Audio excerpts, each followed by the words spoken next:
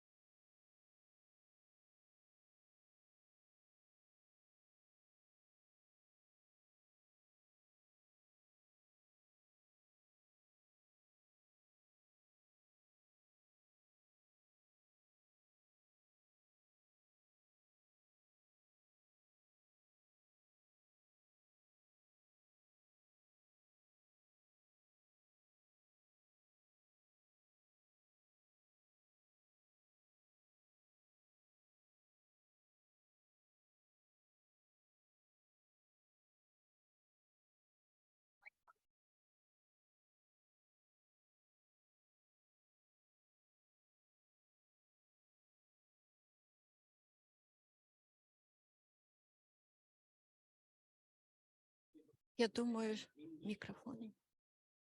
Не чую. Я його не чую.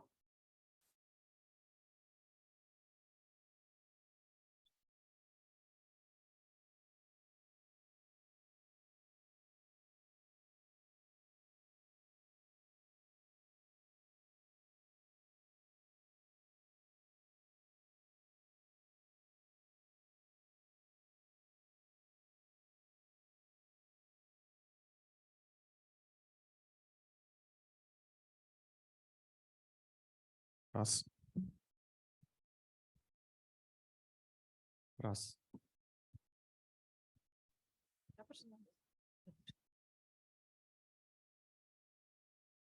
Доброго дня всім. Good afternoon to all of you. It's nice to see you all here. It's nice that you are with us. Today we are planning to present you the research that was conducted with the help of our partners here, PERC, the DG East, TCA.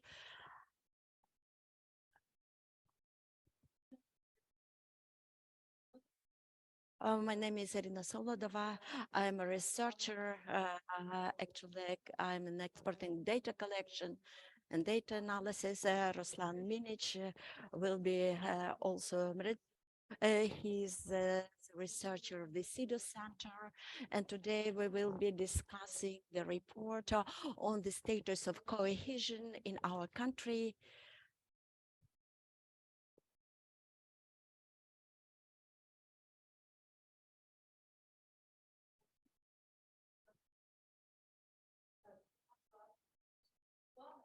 This is our agenda.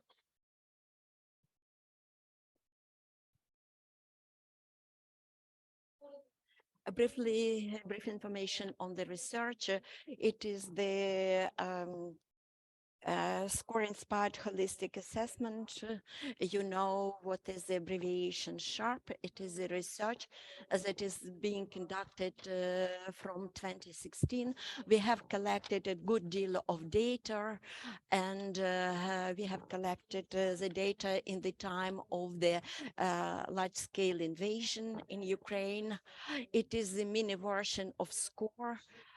Here we use the methodology that was used for the agile research in order to have understanding what can we do, and the purpose of this research is to get the data as to the resilience in Ukraine, and actually the key activity is services and needs, displacements, cohesion, resistance, and so on. We have tried to have this research as quick as possible. We have started this research in fall 2022, and plan to publish this data in early summer. Actually, we have 3,000 respondents. It was the national sample, and we had actually had the panel research, and we have asked them the same questions. That's why we could compare what is the change in thinking of the same people who had been questioned earlier. Actually, we worked together with the Kiev International Institute of Sociology. We had two main components. Representative sample, 3,000 respondents, and we have asked them in September, October, as well as the panel sample, the same respondents that have been questioned before the war. And here we covered 13 regions in Ukraine, in the south, in the east, and in the north. And many of them now are displayed. The field period also was in September and October 2022. And the floor now, I give the floor to Ruslan. Thank you, Darina. Well, let's start what actually research agenda was in this study. We have covered such issues. The first topic was is the status of social cohesion in Ukraine. Then we have studied how displacement caused by the war impacted the social cohesion. Then interrelation between social cohesion and civic resistance.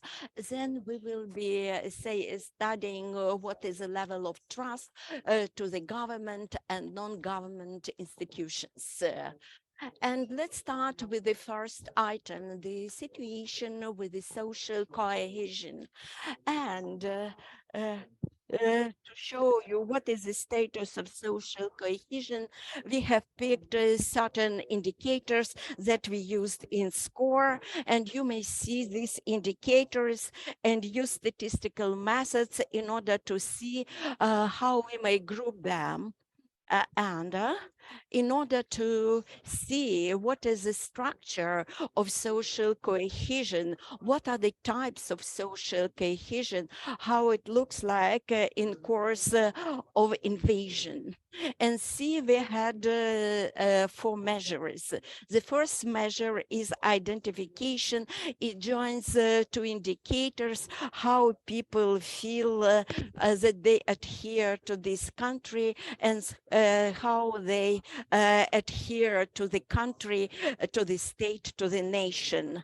The next measure was is a trust to the government institutions and figures, how they trust the national government, the local government, and the extent how the government takes care about them. And sometimes we name it as an interrelation between the person and the state. In Ukraine, we see that with the explorative method, we decided to split to these measures, and hence we have two measures for social cohesion in Ukraine. Orientation to overall common well-being, social tolerance, the extent of social tolerance towards different categories of population, and what is the civic responsibility, how they assess their representation voice, how they assess the extent they could impact this or that situation.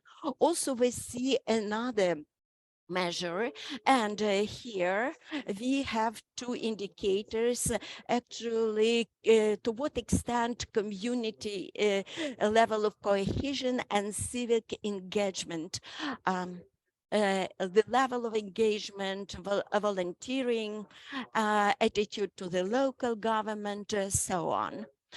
And here we may see that the social well-being, our algorithms split it into orientation, what is in the heads, and actually with the hopes, how this orientation can be transformed into action.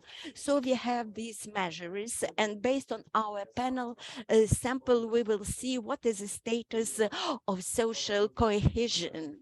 Unfortunately, figures are not covered on the screen, but as to the size of these measures, you may see the highest measure was identification. It's the black. These are two first indicators: orientation to the common welfare, given the situation in the country after the large-scale invasion, and then the trust to the government institutions, and then the lowest is the activity. And if we analyze the trends, then we may see that the largest growth was with the trust to the government institutions, because earlier, before the large-scale invasion, it was a very low indicator. And after the large-scale invasion, we see here the improvement.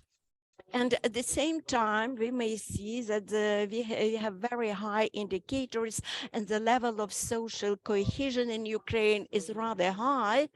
But if what is as to the hopes on the common welfare in the community level, it doesn't show growth, but the public activity grew by 1%, but the overall indicator here is very low. So it means that we have actually some topics at which we should work more in order to have improvements and real transformation into activity, into civic engagement. The next issue that was covered, we have studied displacements.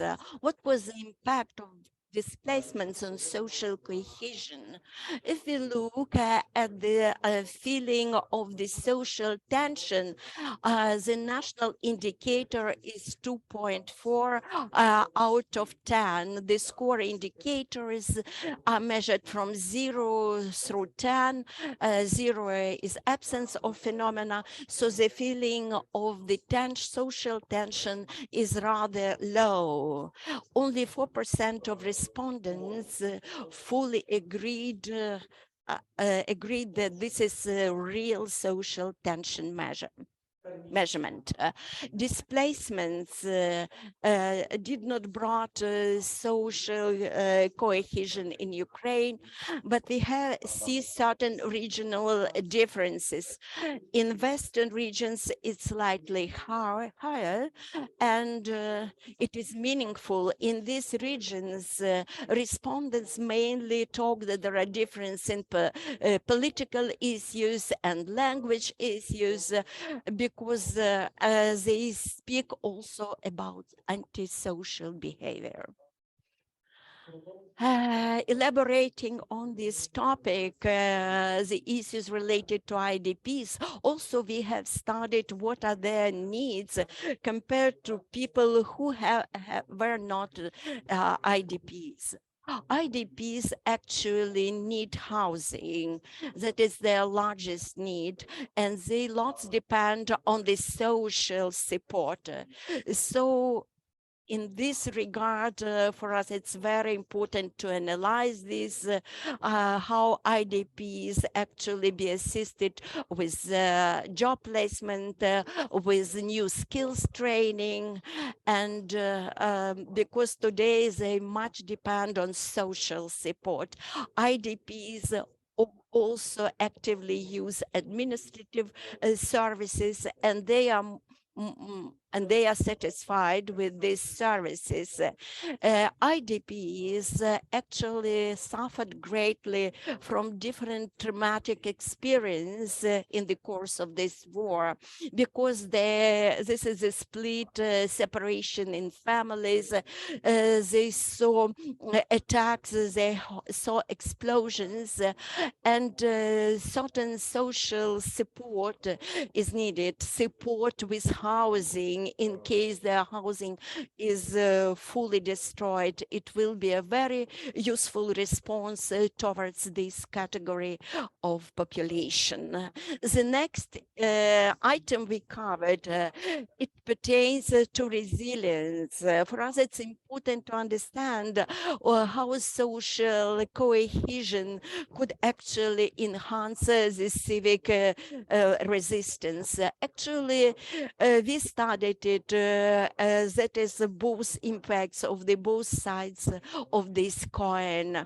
And we see that this link is interrelated, but different forms of resistance had different impacts. Let's take a look what forms of resistance we have measured and what is the situation. Actually, those who were inactive, only 2% of the covered population, mainly people do something. Actually, they transfer donations to support volunteering, to support the army. Also, there are some other forms of resistance. They actually give give housing on no-cost basis to IDPs, and actually they are ready to join the army. Let's first take a look how cohesion in different forms, what its impact on resistance. And actually we have here only non-armed forms of resistance. The main driver is the participation in the activities of NGOs. We understand that it is the level that is supported by the civic society, but we see also the impact of the social cohesion, and in particular the measurements with regards to the hopes on the social welfare. So actually they are ready to act to the benefit of social welfare.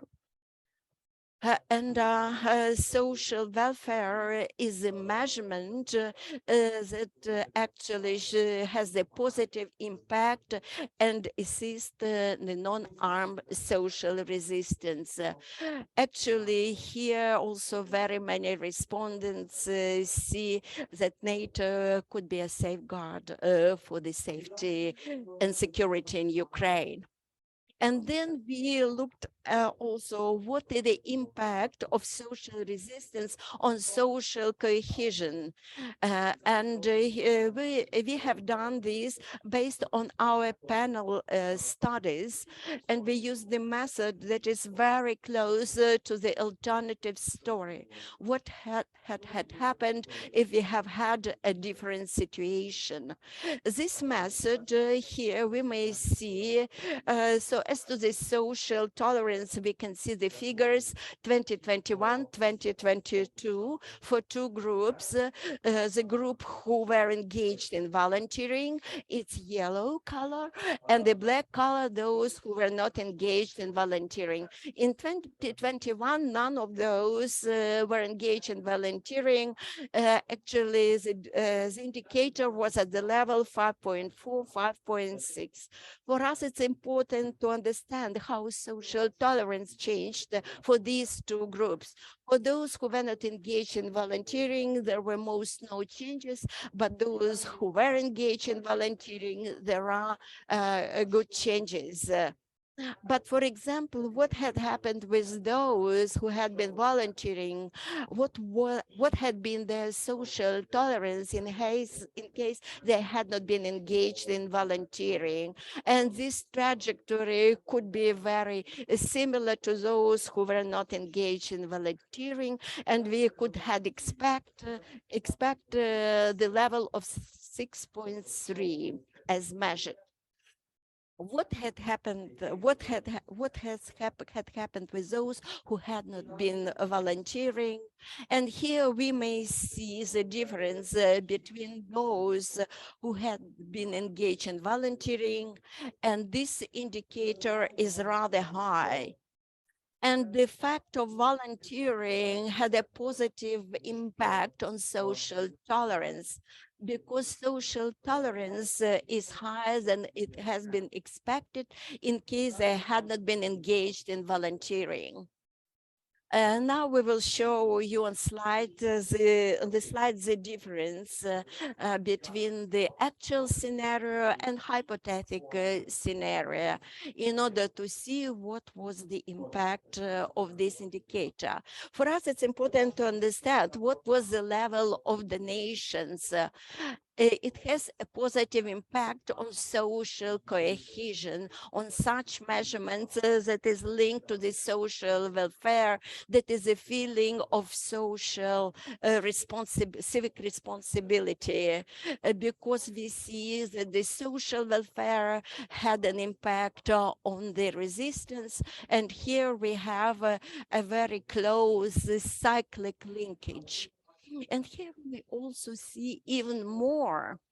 In case if we have not seen if we have not had seen the impact of government on the level of resistance, actually the nation actually has improved the level of trust to the government institutions. The same also pertains to the other forms that is sphere of volunteering to the benefit of civil purposes and military purposes.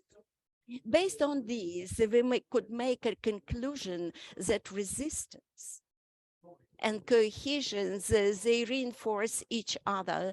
But there are very many nuances. In case of social welfare and resistance work in two ways, but the interrelation, actually resistance actually improves the level of trust to the government institutions.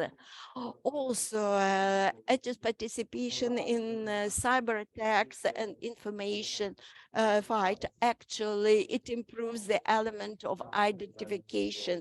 That is the feeling of adherence to the country. But we have also acknowledged certain negative impacts. Actually, we expected that the level of trust to the police and local governments would be higher. We understand that enhancing the level of trust together with the with the society, it will be to the benefit of for us. It's necessary to improve actually the work of cyber divisions in police, and we realize that actually these two indicators could be improved.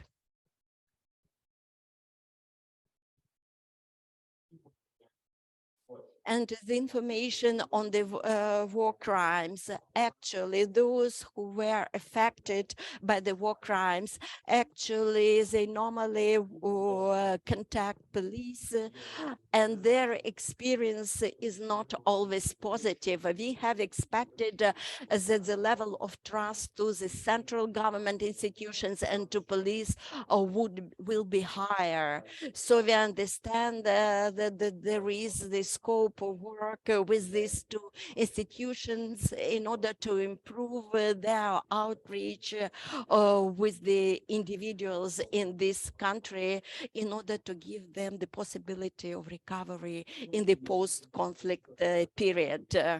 And as we covered the topic on the trust of different institutions, let's discuss what has been changed. Let's start with the government institutions, and the highest level of trust is here for those who are responsible, institutions responsible for the emergency situations and military, then local government institutions, but among local government institutions, here we have certain regional differences. It is somewhat higher in Zaporizhia, Chernivtsi, and regions. Um, for us, it's important to understand that this is the measurement of the extent how local governments could really meet the needs to deliver the services to those who need these services. We understand that in the time of hostilities, delivery or the level and the quality of these services could be lower. And actually, all this has been found in course of this study. And after the local government institutions, the lowest measurements are with the central government institutions, excluding president, and the lowest is a trust to judges. All this needs that for us it's necessary to have the meaningful judiciary reform in this country. And closing this topic, then we will be discussing the trust to the NGOs. The feeling is that that is one of the drivers of the trust to the NGOs is that the government takes care about individuals, and the NGOs realize that they don't undermine actions on the part of the government. They go together in order to reach their common goals. Access to the media, it is also one of the drivers, and here we understand that it is actually useful to have the promotion of their activities through media, outreach with the communities. We understand that this could be an incentives for the future actions to the benefit of the communities. They could be one of the actors who will enhance social cohesion, health safety, security, and safety. All these services pertain to the health sector. Participation in NGO activities and the activities of NGOs actually, but this indicator is rather low. It means that there are some other factors on this indicator. Displacements, NGOs, we may see what sort of what is their role, because they assisting the government to cope with a huge task in support of IDPs. Specifically in the communities where we have their large concentrations. And the last topic we have covered, what is their vision for the future in the context of the external policies? Actually, support of the membership in the EU is 8 out of 10. It is a national indicator, and they have the minimum differences in the regional profile. And support of NATO support is the same as is the membership in the EU, and also we have the minimum differences across the regions. What is interesting that based on the panel studies, using the same method of the alternative story history, we see that in 2021, NATO support amongst those who after the large-scale invasion, and who witnessed hostilities, it was 3.8. Mainly these were people from their eastern regions. And actually, traditionally, there was a very low support of NATO membership. Among those who were not, who did not witness the hostilities, this indicator was higher. And actually, the far you are from the eastern regions, we acknowledge the growth of this indicator. Then also we see that among those who witnessed the hostilities and those who did not witness, we acknowledge the growth. And here, experience related to the hostilities, negative traumatic experience, it pushes for the people to the NATO membership, and they see that NATO could secure, could be the mechanism that will secure security in Ukraine. And this experience also pushes for the people to support NATO membership in future. And here actually with this information, we have covered the topics we have studied. And here you may see the QR code. There you will see all the report details and grouping. And now we open Q&A.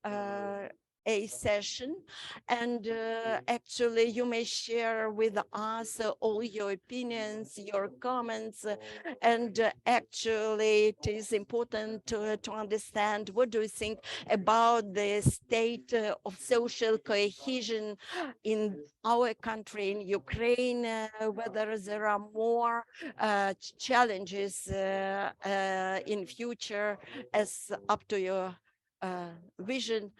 And for us, all your information will be important in order to implement in future the national policies in these issues. Thank you. Questions?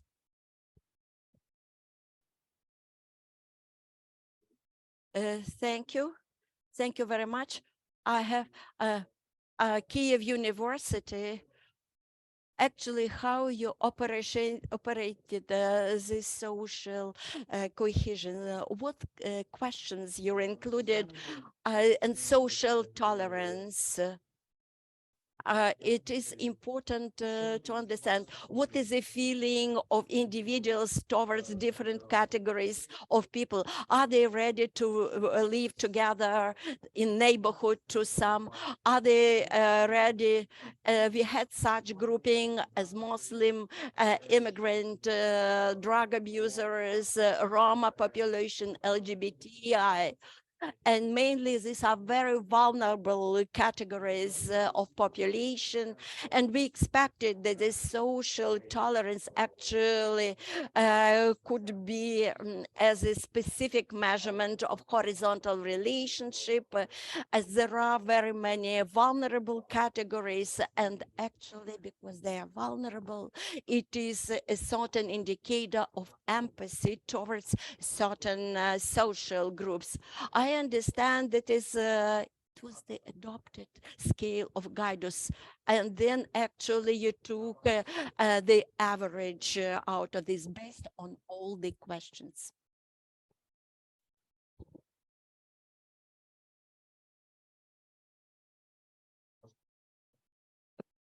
We have not only question and answer session, comments, reflections, please.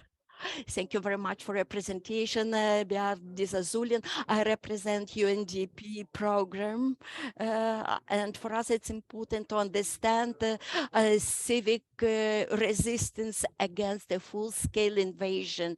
My question is one of the main factors why we have actually increase in volunteering and social resistance grows. If, for example, we remove the factor of Russian aggression, let's say next year, how you may assess what will be the changes in the social cohesion in future? Is there any proxy indicator of the fears before aggressions, and these fears actually are pushing for the people to social resistance? We have not measured emotions, and if we remove the factor of aggression and invasion, then we may see that the highest growth is in volunteering and donating. And here, this is a response and a full-scale invasion, because the largest activity increase is due to the large-scale invasion, as we see. Other indicators also showed certain growth, and they measured it based on the civic engagement. The increase there was slightly lower, but for us, it's necessary to understand that we measured it during the martial law, and for us, it's important to cover also such issues as participation in elections. We have acknowledged certain growth as to the engagement in NGO activities, but this growth is not as high as we have expected. But actually, if we take volunteering and donating, here we actually see a real growth. We see that the society shows cohesion in order to resist the enemy. and then what will be the changes when the war is ended? For us, it's very difficult to make a conclusion whether we will have a further increase in volunteering and donating, but we understand that it is necessary to enhance both these two activities and other activities because the actually orientation to the social welfare is higher than real actions towards these. Uh, my name is Roxalana. I do represent the Common Action Center. I would like to talk over the attitude as it was assessed towards the local institutions, local governments. Could you detail us on some other indicators which you used in order to measure actually the level of trust to the local governments? Actually, we have tested all our indicators in Sharp, and actually we used all these indicators. Maybe there are some other forms of resistance and cohesion. And actually, we see that there is the close link with regards to the resistance, cohesion, and the trust to the local governments. It is measured by the level they meet the needs of the people. In here, we speak not only about administrative services, the level of health services, the status of roads. All these has its meaning.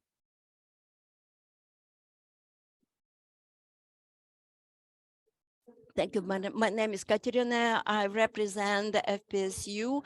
I would like to ask you, I actually quite recently attended the report on the focus group studies in Kherson area, and they mentioned such forms of resistance as raising the national banner because if when the person was forced to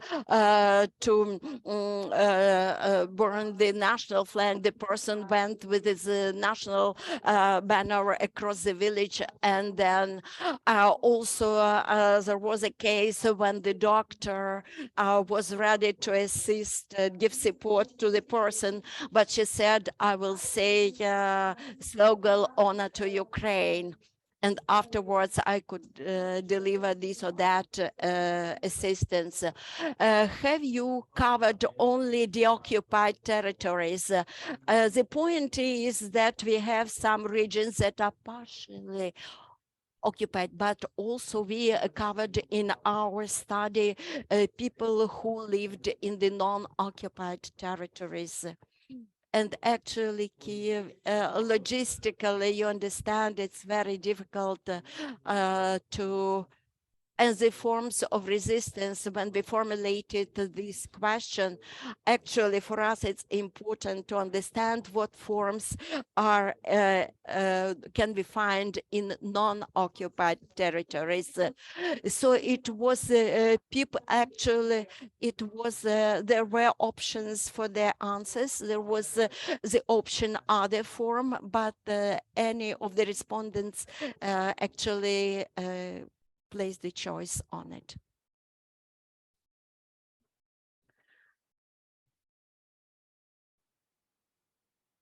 Good afternoon, Konstantin Shokola, NGOs, Center of Common Actions. Thank you very much for your presentation, the study you conducted, for the results and findings you shared with us.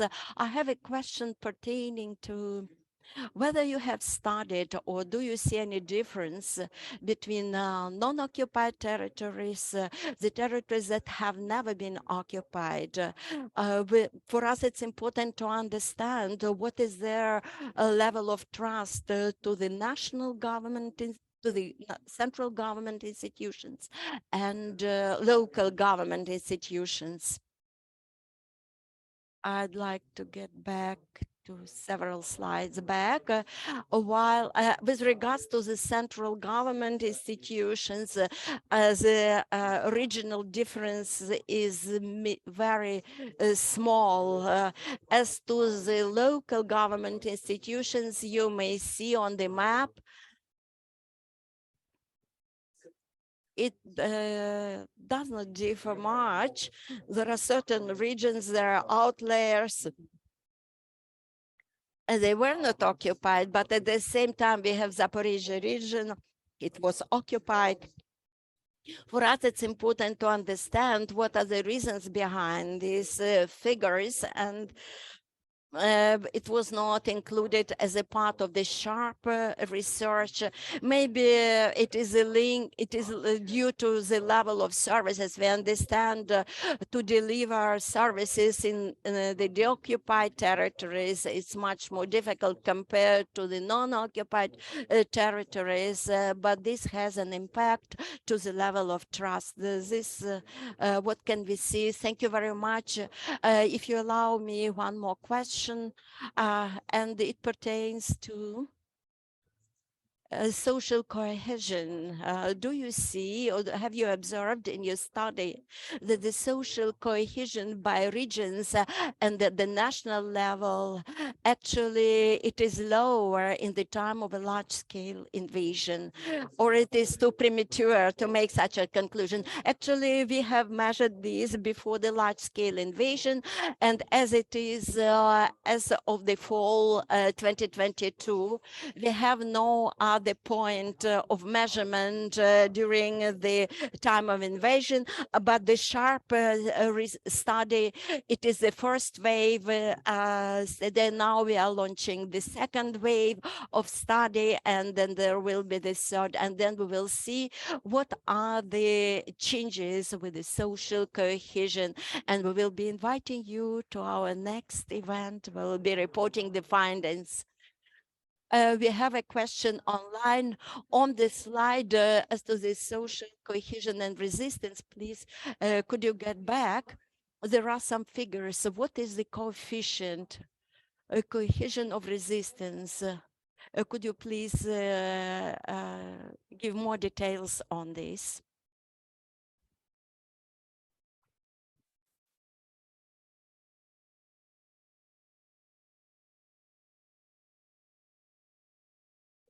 You mean this slide, right? Yes. Actually, it is one of the key methods that was in use based on the panel studies. It is the alternative history. What had happened if, for example, if in 2018 Ukrainian National Army did not fall, or what had been the social tolerance for those who participate in different forms of resistance volunteering if they had not had been engaged in the volunteering. It is a so-called hypothetic scenario, and we see that this indicator would be 6.3, and then we compare it with the real indicator, and really it is 6.3. We compare the real indicator, actual indicator, with the hypothetical indicator. I don't know how I met your question. On the previous slide, could you please get to the previous slide?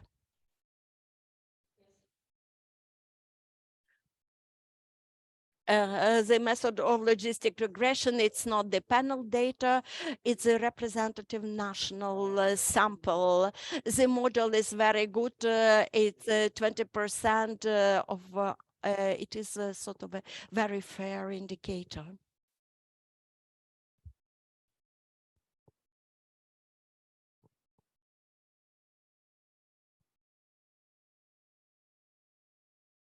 Thank you, Ruslan. I'm going to be in English, so I don't know how we're going to do this translation. I'm Matthew from PFRU, and together with UNDP and DG East, funding this and the next two waves is really important.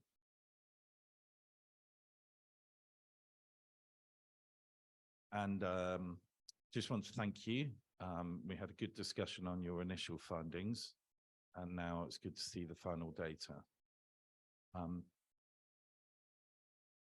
I just wanted to pick up on some of the points as we think about the next waves and score the future research, pick up on some of the points that were made earlier. Thinking about cohesion now during the war, how we can capture some of people's thinking about cohesion after the war would be really helpful for policy thinking and for programming. And then lastly is a lot of the cohesion explosions, it's gone up massively, are related to progress around the war. So one of the things we look at is how do we also see cohesion benefits diversifying health, education? What do people want as well as security and winning the war to make cohesion more sustainable? Those are the thoughts. And then as we go through to next round, whether you think there's potential to integrate those, particularly on the point that was made earlier about thinking about the future post-war. So thank you. And we look forward to the next rounds. And if you can give an update on those as well, would be helpful. Thank you, Ruslan and Darina. Yeah, thank you for the question. I think we can try actually make projections as well. Okay. Ми можемо спробувати відповісти. Try to give the answer. We will try to make some projections.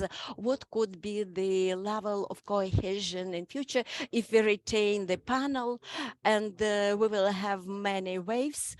And in principle, these waves will allow us to implement this. With regards to the next steps, we are launching the second wave, and currently we are at the phase of finalization of our questionnaire, and it looks like in June we will start our field activities. Quiz will be engaged also. I believe that by fall we will have the findings and results of the second wave. Name is Bjorn. I'm the Director for Research Monitoring and Evaluation at the PFRU, so we're Matthew. I just wanted to pick up on the discussion that we have, and it relates to point 1 and 2 on this slide.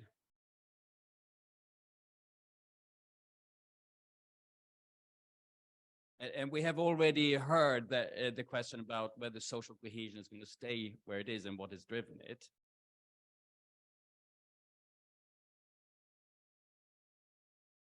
And of course, there's limitations to what the data is at the moment.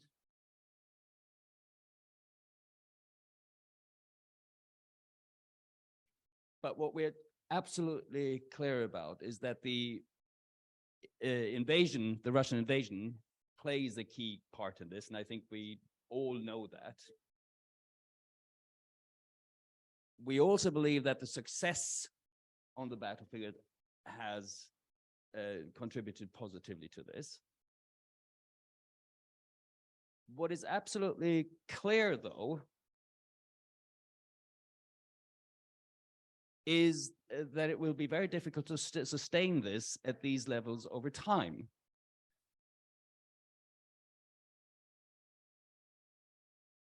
And the reason being that there are a lot of the problems and challenges that Ukraine had before the invasion, they have not been solved yet, so they will return. But also we have a number of challenges, new challenges that have been generated by the war. So we will have more challenges to deal with. And if we compare these values with other countries, it is very high. If you think about the UK with Brexit, for instance, social cohesion wouldn't be this high. There's a lot of disagreement. There's a lot of polarization in Sweden or Germany and other countries. So a unifying effect has been generated by the invasion. But I think the key question is how, A, which time perspective you take, and B, how you look at this. If you just look at it as an increase of the number of challenges we have, or if we also see it as an opportunity for change. If we talk about decentralization after the war, if we talk about economic reform, and so forth. I know that this doesn't necessarily relate to the data as it stands, because we can't say it yet. But of course, this is what we are worried about.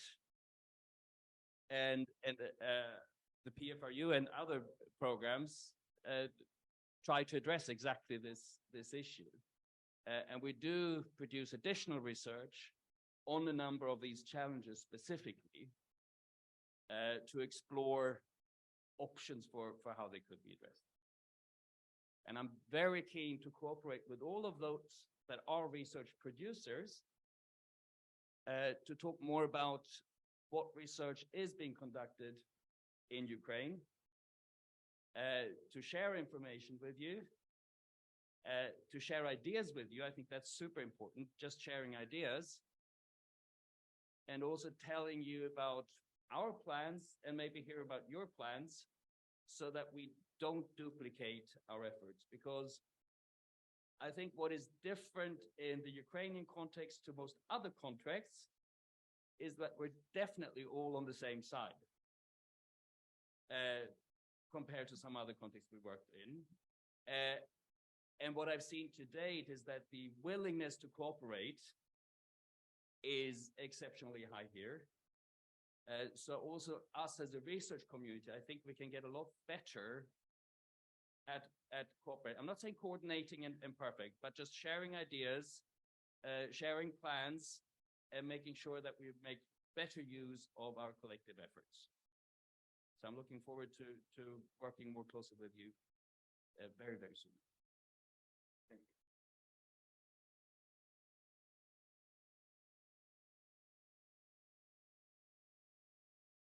Дякую. Thank you very much. My name is Danila, the Center of Common Actions, or Joint Actions. One is attitude to IDPs. Based on your research in the Western regions, actually intolerance is rather high. Why it's so? Because actually we have mainly IDPs in the Western regions, or it is due to some other factors and drivers you have covered. The second question, attitude and the level of trust to the police. Actually, you have studied the police as a part of the law enforcement institutions. Or, well, for us, it's important to understand actually the first option. We looked at the police as the law enforcement institutions. How do you trust to those? Because there was a large coverage and a number of law enforcement institutions. And actually, we have also rescore research.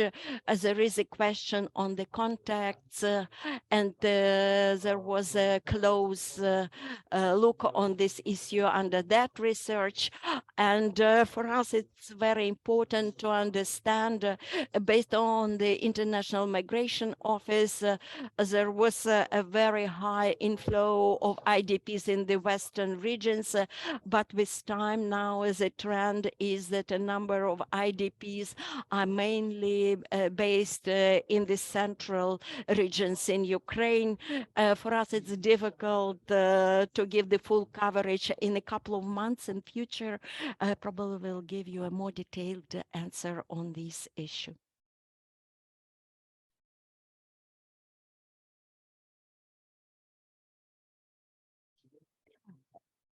Any comment, any question, any reflection, maybe online?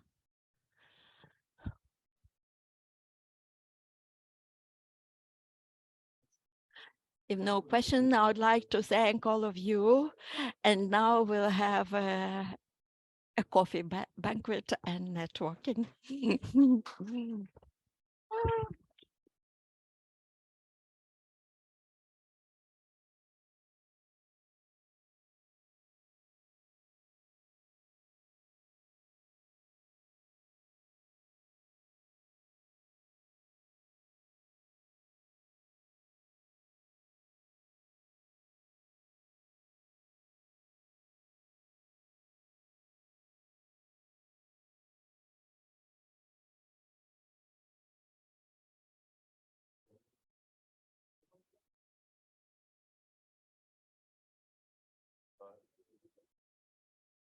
Я б хотів тебе сказати щось, але це може не мати ніякої логіки.